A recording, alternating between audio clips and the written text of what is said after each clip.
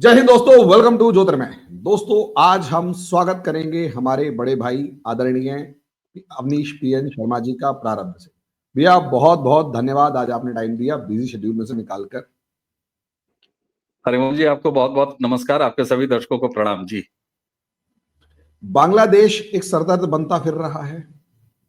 हम सब देख रहे हैं कि बहुत सारी वीडियोस इतनी आ रही हैं जिसके अंदर वो हिंदुओं के ऊपर जो नरसंहार किया जा रहा है वो लेवल ही अलग है।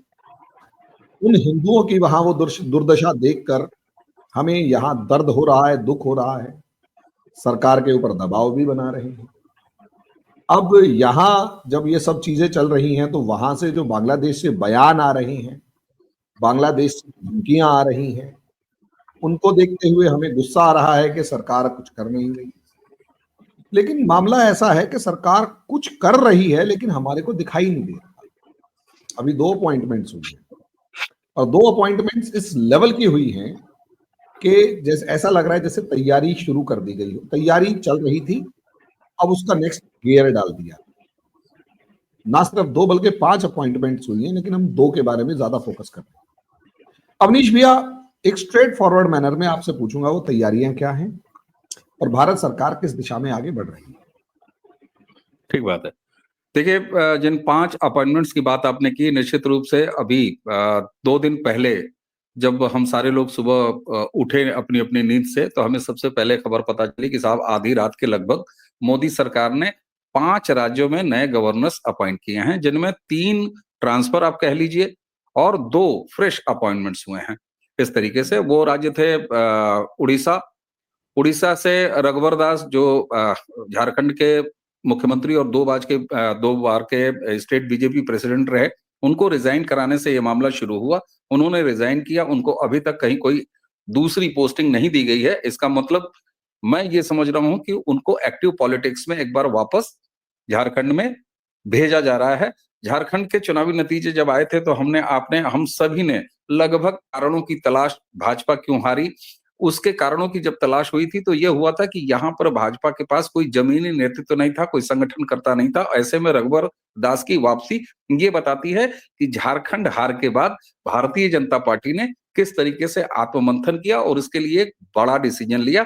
एक्टिव पॉलिटिशियन रहे रघुवर दास को जिस तरीके से राजभवन भेज दिया गया था, उनको फिर से वापस ले आए। तो एक रहा ये। उसके बाद बाकी 4 जगह और बचती हैं। अंतिम जो 2 महत्वपूर्ण है उसमें मैं सबसे बाद में आऊंगा, जरा उससे पहले देख लेते हैं। एक रूटीन डेवलपमेंट हुआ कि जो केरल के राज्यपाल, उनको बिहार ले आया गया। अब केरल के राज्यपाल साहब को बिहार क्यों लाया गया?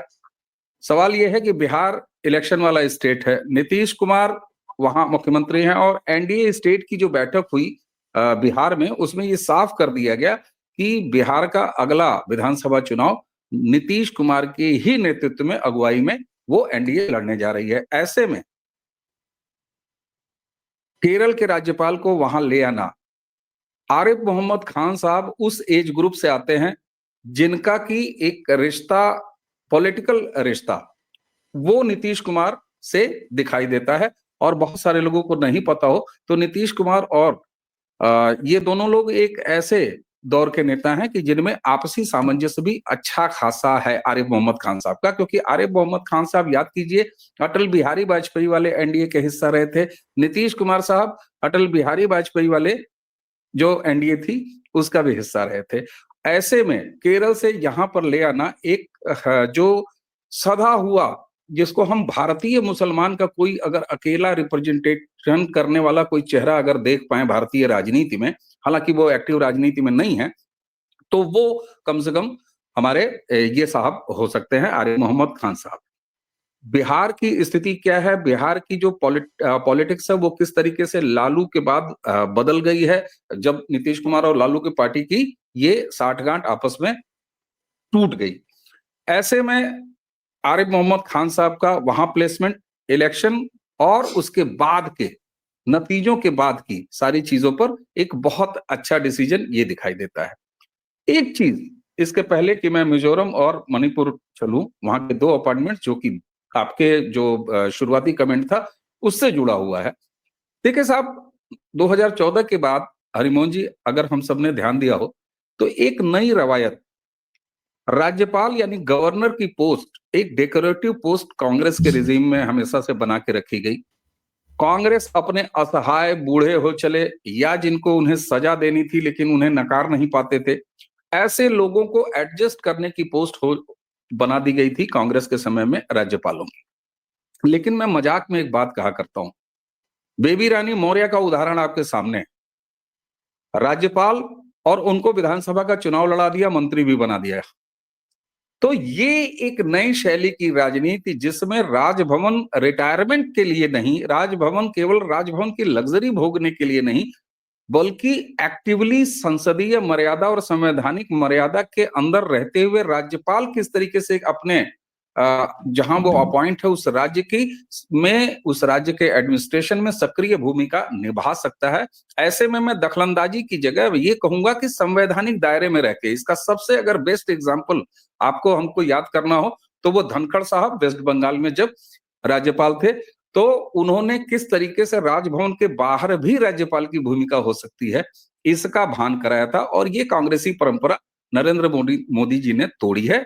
उनके समय की भारतीय जनता पार्टी ने 2014 के बाद राजभवनों को पंगु बना देने वाली जो कांग्रेस परंपरा थी उससे बाहर लाए हैं। इसीलिए मैं कभी कभी मजाक में एक बात कहता हूं रुपन जी, कि किसी दिन अगर भूतपूर्व राष्ट्रपति श्री रामनाथ कोविंद जी भी कहीं किसी संसदीय सीट या विधानसभा सीट से आपको चुनाव लड़ते हुए दिखाई दें नई भाजपा में, तो बहुत ज्यादा आश्चर्यचकित मत होइएगा।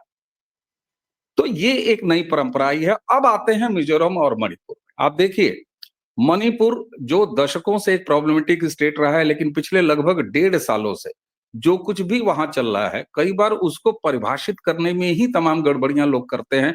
कुछ लोग कहते हैं ये जातीय हिंसा है, कुछ लोग कहते हैं कि ये धार्मिक मामला है, कुछ लोग कहते हैं ये सांस्कृतिक मामला है, नस्लीय मामला है, कुछ लोग कहते हैं नहीं केवल और केवल ये हिंदू और क्रिश्चियनिटी का झगड़ा है, कुछ लोग कहते हैं ये पहाड़ और मैदान का झगड़ा है। सवाल है क्या ये इतना आसान है? ऐसा नहीं है। मणिपुर की समस्या एक कॉम्प्लेक्स समस्या है।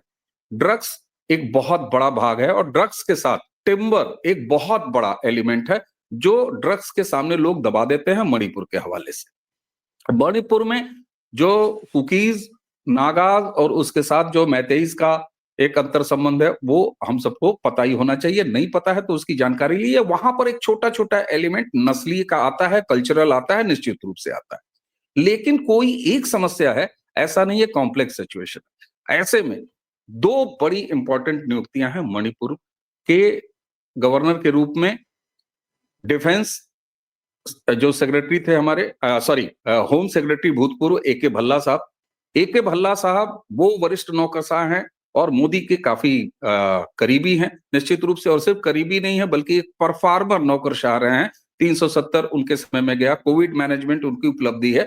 निश्चित तौर पर एक होम सेक्रेटरी के नाते वो बहुत अच्छी तरीके से एक सफल नौकरशाह के रूप में अपनी सेवा दिया है उन्होंने।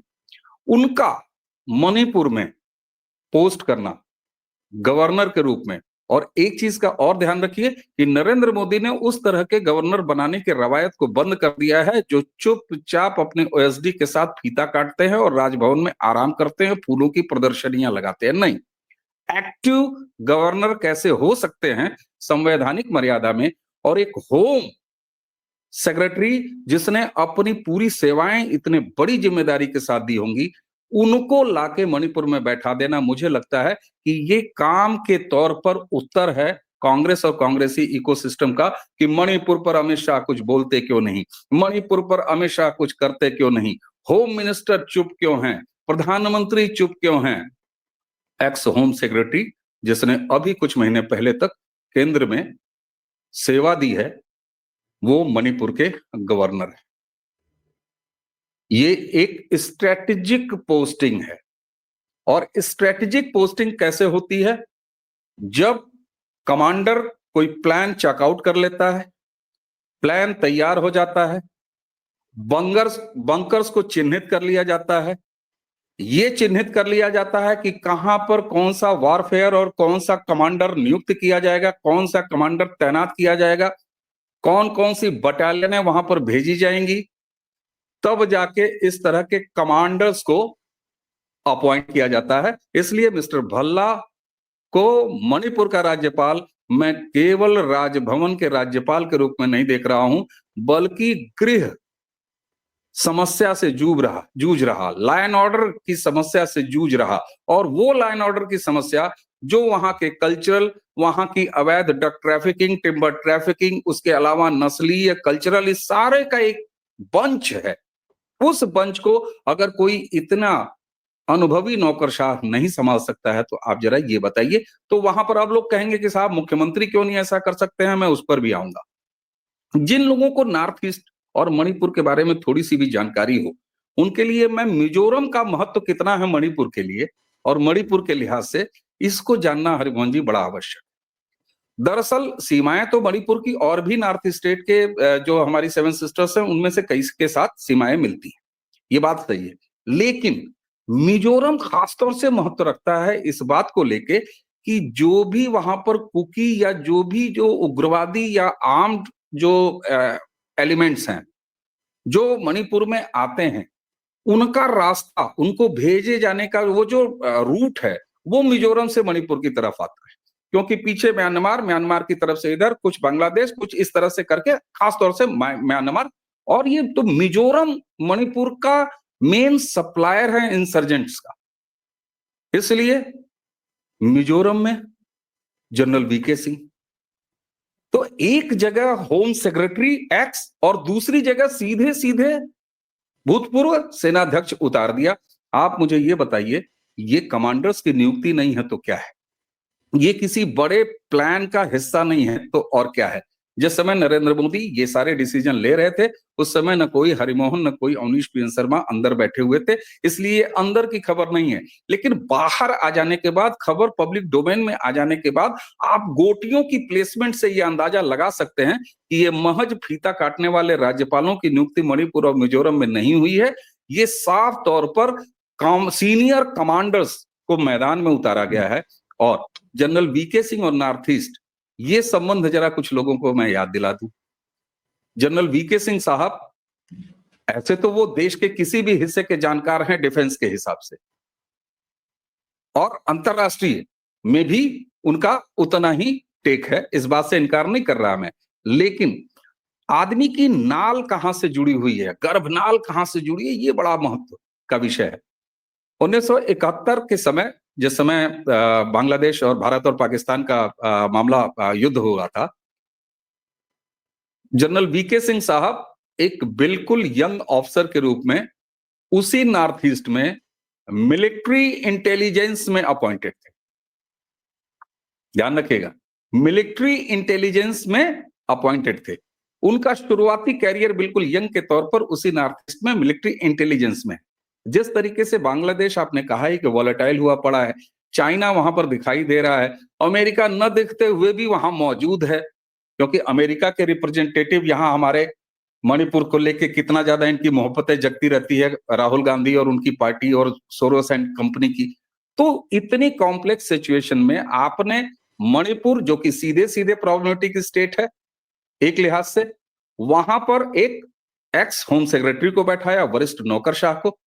दूसरी तरफ मिजोरम, जो सप्लायर ही नहीं बल्कि खुद भी मिजोरम इस समय थोड़ा हिलडुल रहा है, वहां पर आपने सीधे सीधे एक कमांडर को बैठा दिया, एक जनरल को बैठा दिया।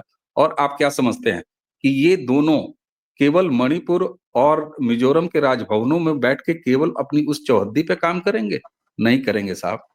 मेरा ये मानना है कि इंटरनेशनल बाउंड्री जो है वो, और प्लस पूरे seven sister including Assam, including West Bengal, जहां जहां से हमें एक समस्या दिखाई दे सकती है, आगे आने वाले अभी 20 जनवरी बाकी है आना, उसके बाद, उससे पहले, ये एक बड़े प्लान का हिस्सा है, जिस प्लान के तहत अब गोटियां, दर्शकों से मैं माफी मांगूंगा, मैं गोटियां कह रहा हूं तो मैं जनरल वीके सिंह और भल्ला साहब के कद को छोटा नहीं कर रहा हूं, मैं आरिफ मोहम्मद खान साहब के कद को छोटा नहीं कर रहा हूं, क्योंकि ये जो समस्या हमने नॉर्थ ईस्ट से लेके वेस्ट बंगाल तक की बताई है, और स्ट्रेटेजिक पोस्टिंग की बात मैं कर रहा हूं, तो बिहार भी बहुत महत्वपूर्ण एलिमेंट है इस पूरे उसका। क्योंकि वेस्ट बंगाल के बाद अगर कोई अवैध घुसपैठियों का सबसे बड़ा मामला है तो जरा किशनगंज और बाकी जगहों को देख लीजिए जो चिकन नेक से कितने करीब हैं।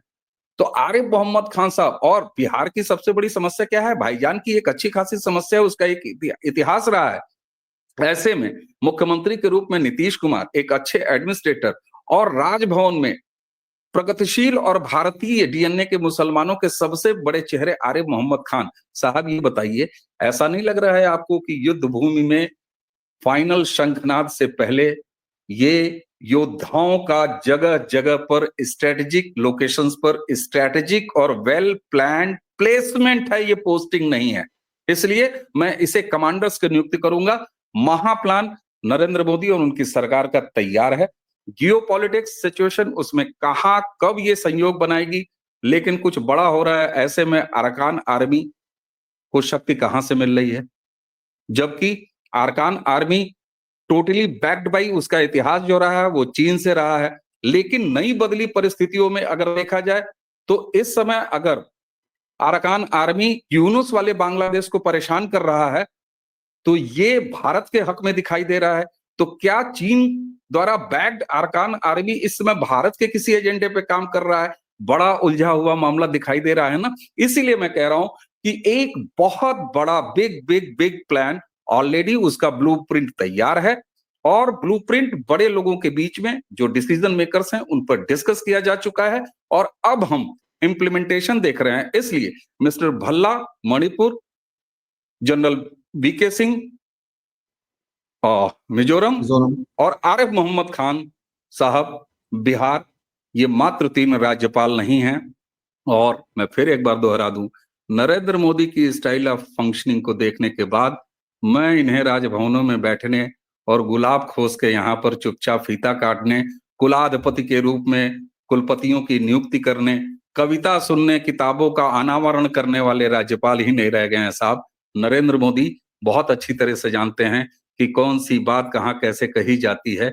हो सलीका तो हर बात सुनी जाती है और सही वक्त पर सही जगह सही चीज करने के लिए नरेंद्र मोदी जाने जाते हैं। इसलिए चाहे उनका आप सेंट्रल कैबिनेट देख लीजिए, जहां उन्होंने कभी परवाह नहीं की कि एक नौकरशाह सफलतम विदेश मंत्रियों में से आपको दिखाई दे रहा है, एक टेक्नोक्रेट सफलतम रेल मंत्री के रूप में आपको दिखाई दे रहा है। तो ये नरेंद्र मोदी की कार्यशैली है। इसलिए मैं हल्के में, जब आधी रात को पूरा भारत, ऐतिहासिक वो भाषण है ना पंडित जी का, When the whole world is sleeping, India is awakening.